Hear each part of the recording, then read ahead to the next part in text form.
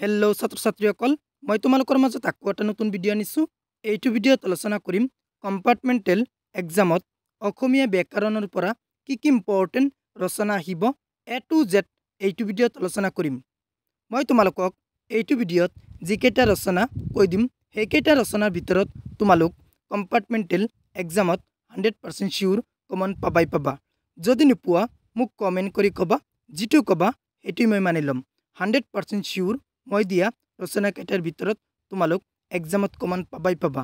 এতিয়া আমি চাই লওঁ কি ইম্পৰ্টেণ্ট ৰচনা আছে।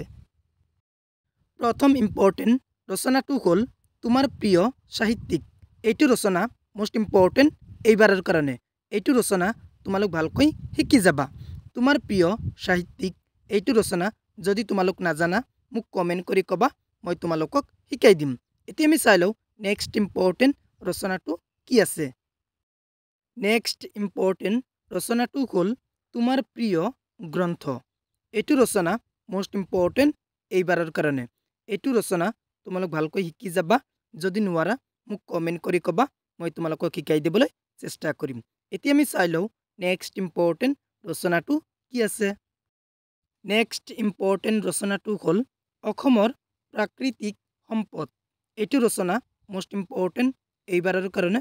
এইটো ৰচনা তোমালোক ভালকৈ শিকি যাবা। যদি নোৱাৰা মোক কমেণ্ট কৰি ক'বা, মই তোমালোকক শিকাই দিবলৈ চেষ্টা কৰিম। এতিয়া আমি চাই লওঁ নেক্সট ইম্পৰ্টেণ্ট ৰচনাটো কি আছে। নেক্সট ইম্পৰ্টেণ্ট ৰচনাটো হ'ল পৰিৱেশ প্ৰদূষণ আৰু ইয়াৰ প্ৰভাৱ।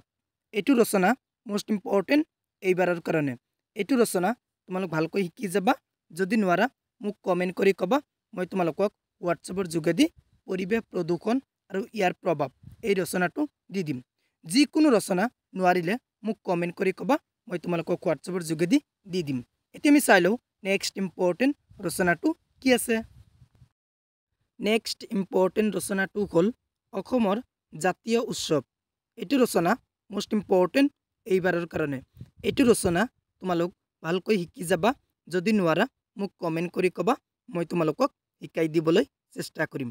এতিয়া আমি চাই লওঁ নেক্সট ইম্পৰ্টেণ্ট ৰচনাটো কি আছে। নেক্সট ইম্পৰ্টেণ্ট ৰচনাটো হ'ল চন্দ্ৰযান-3। এইটো ৰচনা মোষ্ট ইম্পৰ্টেণ্ট এইবাৰৰ কাৰণে। এইটো ৰচনা তোমালোক ভালকৈ শিকি যাবা। এতিয়া আমি চাই লওঁ নেক্সট ইম্পৰ্টেণ্ট ৰচনাটো কি আছে। নেক্সট ইম্পৰ্টেণ্ট ৰচনাটো হ'ল পুথিভঁৰাল। এইটো ৰচনা মোষ্ট ইম্পৰ্টেণ্ট এইবাৰৰ কাৰণে।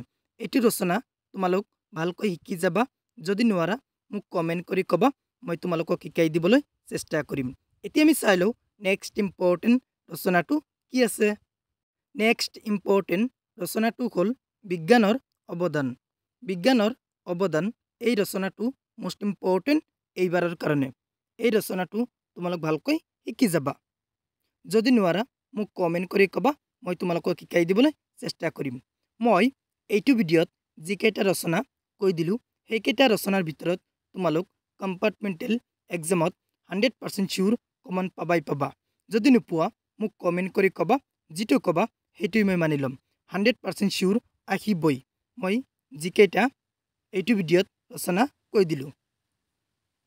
যদি তুমি মোৰ চেনেলত প্ৰথমবাৰৰ হোৱা, মোৰ চেনেলটো ছাবস্ক্ৰাইব কৰিবা। থেংক ইউ ৱাচিং দ্য ভিডিঅ'।